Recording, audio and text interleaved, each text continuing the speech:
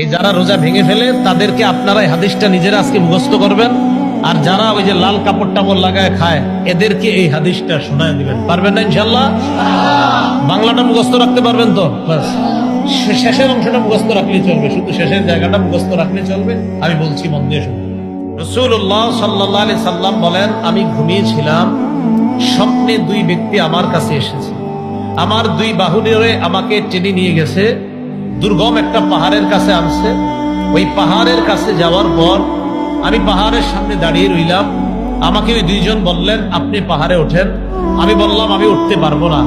তারা দুইজন আমাকে বললেন, আমরা এই পাহাড়ে যেন আপনি উঠতে পারেন, এই ওঠাটা আমরা আপনার জন্য সহজ করে দিব, আমরা সাপোর্ট দিব, আপনি উঠেন। রাসূলুল্লাহ সাল্লাল্লাহু আলাইহি সাল্লাম বলেন, ফাসাইদতু, আমি পাহাড়ে উঠলাম। فإذا أنا بقوم معلقين بعراقبهم مشققة أشداقهم, যাইতে যাইতে হঠাৎ আমি একদল মানুষের সামনে গেলাম, তাদের দিকে তাকায় দেখলাম পাগুলা উপরের দিকে বেঁধে রাখা। আর কি দেখেন? পা উপরে মাথা নিচে। মুশাক্কাকাতিন আশদাকুহুম, এই দুই পাশের যে দুই গাল, এই দুই গাল করাত দ্বারা চিরতেছে। উপরে পাগুলা, নিচে ঝুলন্ত, এইভাবে আপনার গাল ছিঁড়তেছে।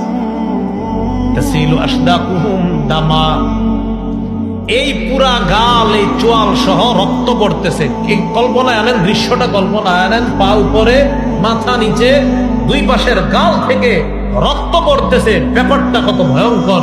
রাসূল বলেন, আমি বললাম, এগুলা কারা? কার সামনে আমি আসলাম? মান হাউলা? ফেরেশতারা জবাব দিলেন, আল্লাযীনা ইফতিরুনা ক্বাবলা তাহিল্লাতি সাওমিহিম, হুজুর এরা তারা যারা ইফতারির সময় হওয়ার আগেই ইচ্ছাকৃতভাবে রোজা ভেঙে ফেলে, এরা তারা। আর যারা রোজা রাখে না তাদের অবস্থা তো আরো ভয়ঙ্কর।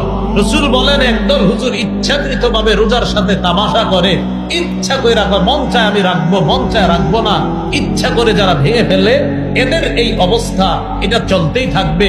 পাগুলো উপরের দিকে দেওয়া, মাথা নিচের দিকে দেওয়া, দুই পাশের গাল বেয়ে বেয়ে রক্ত পড়তেছে। এরা কারা? যারা ইচ্ছাকৃতভাবে রোজা ভেঙে ফেলে।